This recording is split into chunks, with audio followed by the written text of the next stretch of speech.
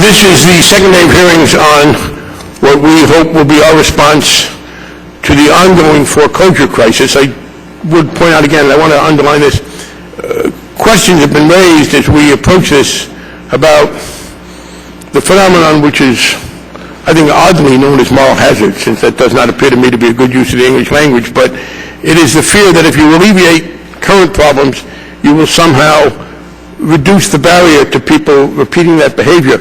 And one of the things I want to stress is that this committee last year, and then the whole House, pursuant to our recommendation, adopted legislation that will govern the mortgage business going forward.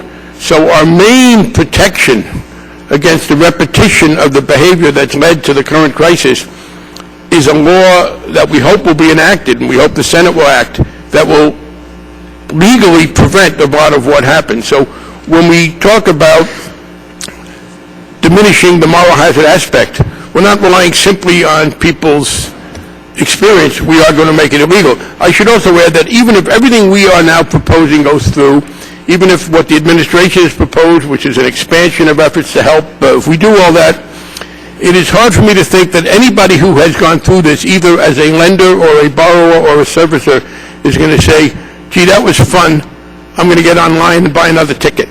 I think the inherent difficulties of the experience, we're alleviating people's difficulties, we're not making anybody whole. With that, I want to just thank our panel. We are here today to talk about Title III of the bill, and I will tell people we don't know at this point what the legislative next steps will be. The Senate, as members know and others, has acted on some pieces of a housing plan, a response. The administration has a position. We put one bill together. It's got 3 titles. I do not know whether it will be done as one bill, 2 bills, or as 2 or 1 bills as part of an overall package. That's something that the leaderships are now discussing.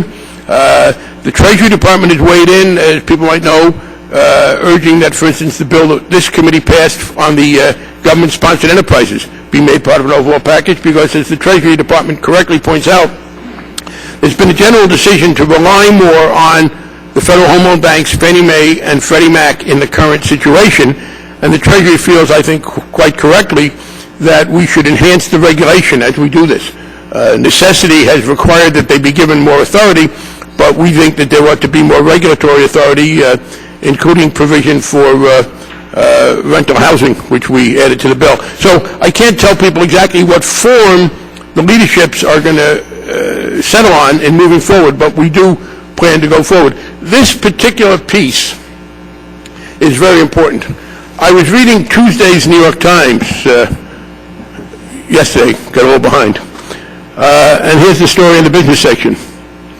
Metal scrappers have attacked churches and ransacked homes in this Midwestern city, leaving entire neighborhoods uninhabitable. This is from Cleveland.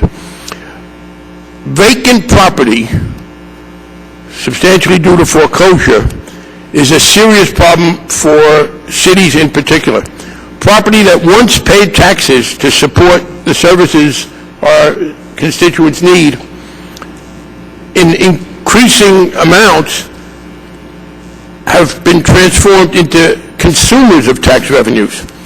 Mayors have to send police officers, firefighters. The fire marshal of the state of Massachusetts has told us that he's done a study which shows that vacant property, not surprising, but it's always interesting to have it confirmed, are a serious source of fires, a major drain on fire departments. So you have the cities being given fewer revenues and more needs.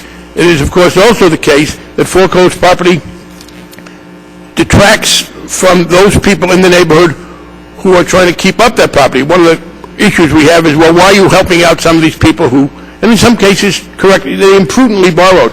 And the answer is, the people who suffer when there is a foreclosure are not simply those whose homes are foreclosed, although they suffer the greatest, but people down the block, people across the street suffer as well, with a deterioration both in the quality of life and the value of their property, and then the municipalities suffer and the states suffer because of the revenue losses. So we have proposed legislation that would provide funds to our units of local government and we are going to be working on ways so that it goes through the states, but with a requirement that there be cooperation with the cities. We are looking at numbers now. What we hope to do is give this money out in a formula which is nearly as we can achieve reflects the amount of foreclosed property. To that extent, if we're successful, it's like other counter-cyclical fiscal programs. It gets the money by definition to where the need is.